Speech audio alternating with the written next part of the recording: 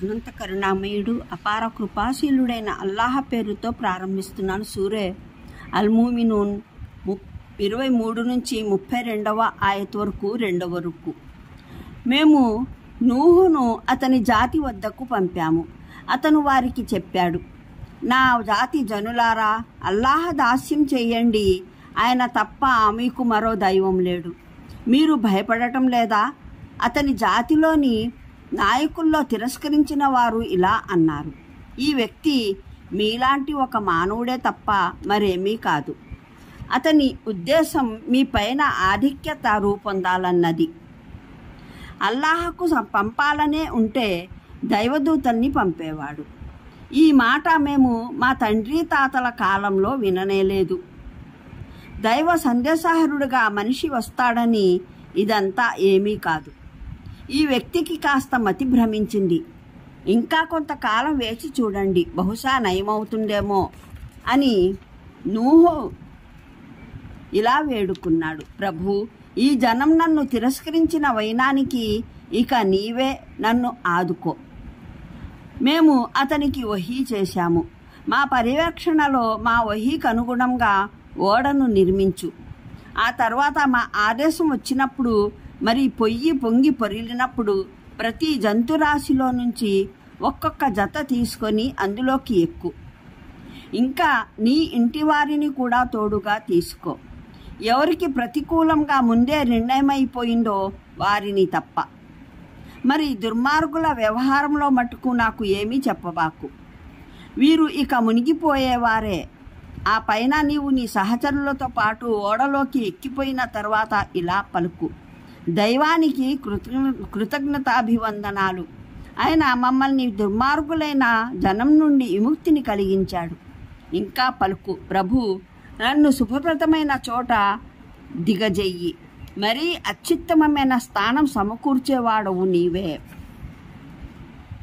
ఈ గాథలో గొప్ప సూచనలు ఉన్నాయి. మేమైతే పరీక్షకు గురి చేసే తీరుతాము. వారి తరువాత మరో కాలపు జాతిని ఆవిర్భింపజేశాము. ఆ పైన స్వయంగా వారి జాతికే చెందిన ఒక సందేశహరుని వారిలోకి పంపాము. అతను వారికి పిలుపునిచ్చాడు, అల్లాహ్ దాస్యం చేయండి, ఆయన తప్ప మీకు మరో దైవం లేడు. మీరు అసలు భయపడటం లేదా? 19వ వివరణ.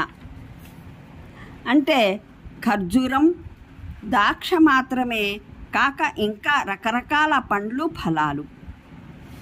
అంటే ఈ తోటల ఉత్పత్తుల నుండి ఫలాలు, ధాన్యాలు, కలప తదితర విభిన్న విధాలుగా ప్రాప్తమయ్యే వాటి నుండి మీరు మీ ఉపాధిని సంపాదించుకుంటారు.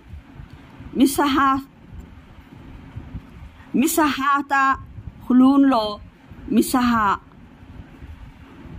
దాని నుండిలోని సర్వనామం జన్నాత్ తోటలకు వర్తిస్తుంది, పళ్లకు కాదు. ఇంకా తాహ్లూన్ మీరు తింటారు అంటే అర్థం కేవలం ఈ తోటల ఫలాలు మీరు భుజిస్తారు అన్నదొక్కటే కాదు, మొత్తం మీద ఉపాధిని పొందే భావం అందులో ఇమిడి ఉంది. మనం తెలుగులో ఫలానా వ్యక్తికి ఫలానా పని అన్నం పెడుతుంది అని అన్నట్లే అరబీ భాషలోను ఫలానున్ యాకులు మిన్ హర్ఫతీహి, ఫలానా వ్యక్తి ఫలానా పని ద్వారా తింటున్నాడు అని అంటారు. ఉద్దేశం జైతూన్ చెట్టు అన్నది అది మధ్యధరా సముద్రం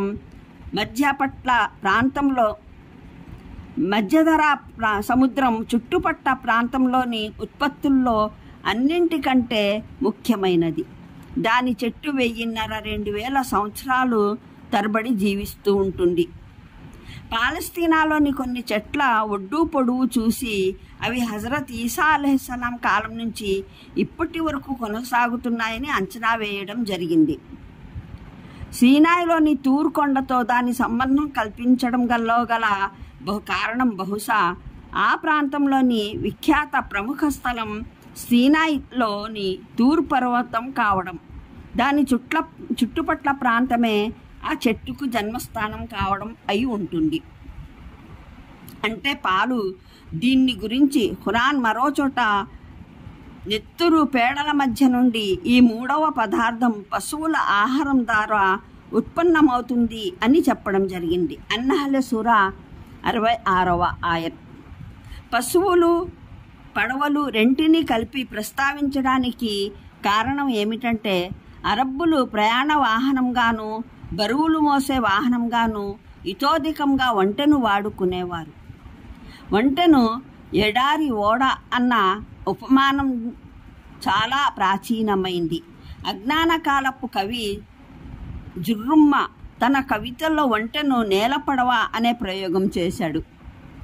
పోల్చి చూడండి. అల్ ఆరాఫ్ 59:64, యూనుస్ 71:73, హూద్ 25:48, బనీ ఇస్రాయిల్ 3, అల్ అన్బియా 76-77 ఆయట్లు. అంటే తమ నిజమైన వాస్తవ దైవాన్ని వదిలి ఇతరుల దాస్యం చేయడం పట్ల మీకు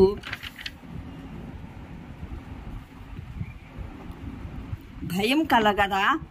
మీకు సమస్త విశ్వానికి స్వామి పాలకుడైన దేవుని రాజ్యంలో జీవిస్తూ ఆయన్ని కాదని ఇతరుల దాస్యం విధేయతలు పాటించడం, ఇతరుల ప్రభుసత్తాను దైవత్వాన్ని అంగీకరించడం వల్ల కలిగే పర్యవసనాల పట్ల మీరు నిర్భయంగా ఉన్నారా?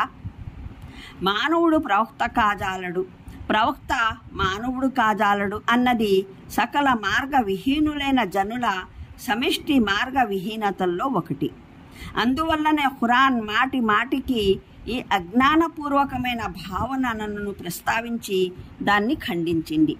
ప్రవక్తలందరూ మానవులేనని, మానవుల కొరకు మానవుడే ప్రవక్త కావడం అవసరమని బాగా బలంగా వక్కాణించింది. వివరాలకు చూడండి. అల్ ఆరాఫ్ 63-69, యూనుస్ 2, హూద్ 27-31, యూసుఫ్ 109, అర్రాత్ 38, ఇబ్రాహీం 10-11, అన్నహల్ 43, బనీ ఇస్రాయిల్ 94-95, అల్ కహఫ్ 110, అల్ అన్బియా 3-34, అల్ మూమినూన్ 33-34-47, అల్ ఫుర్ఖాన్ 7-20, అషూరా 154, 186, యాసిన్ 15, హామీం అసజ్దా 6 సంబంధిత పాద సూచికలు కూడా. ఇది కూడా సత్య విరోధుల అతి ప్రాచీన ఆయుధం. ఏ వ్యక్తి అయినా సంస్కరణ కృషి కోసం నిలబడితే అతని మీద వెంటనే ఈ నింద ఆరోపణ చేయబడుతుంది. ఇదంతా ఏమీ కాదు, ఇతనికి కేవలం అధికార దాహం ఉంది అంటారు. ఈ నిందనే ఫిరౌన్ కూడా మహానీయ మూసా, హారూన్ల అలైహిస్సలాం మీద మోపాడు. మీరు దేశంలో పెత్తనం కావాలని కోరుకుంటున్నారు కాబట్టే మీరు ఇలా నిలబడ్డారు. యూనుస్ 78వ ఆయత్. హజరత్ ఈసా అలైహిస్సలాం పైన కూడా ఇదే ఆరోపణ. ఈ వ్యక్తి యూదుల రాజు కావాలని కోరుకుంటున్నాడు. ఖురేష్ నాయకులు ప్రవక్త ముహమ్మద్ సల్లల్లాహు అలైహి వసల్లం పట్ల కూడా ఇదే అనుమానాన్ని వ్యక్తం చేశారు అనేక మార్లు.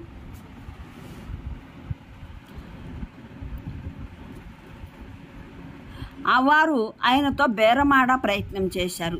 అధికారమే కావాలంటే ప్రతిపక్షం వదిలి అధికార పక్షంలోకి వచ్చేయి, మేము నిన్ను రాజుగా చేసుకుంటాము అని అన్నారు.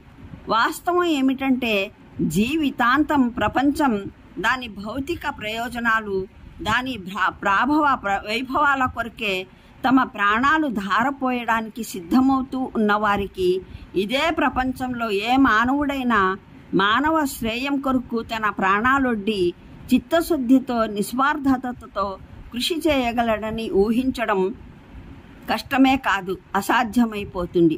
స్వయంగా వారును తమ పరిపత్తి పెంచడానికి, అధికారం నెలకొల్పుకోవడానికి వంచనాపూరితమైన వినాదాలు, భూటకపు సంస్కరణావాదనలు, రేయింబవళ్ళు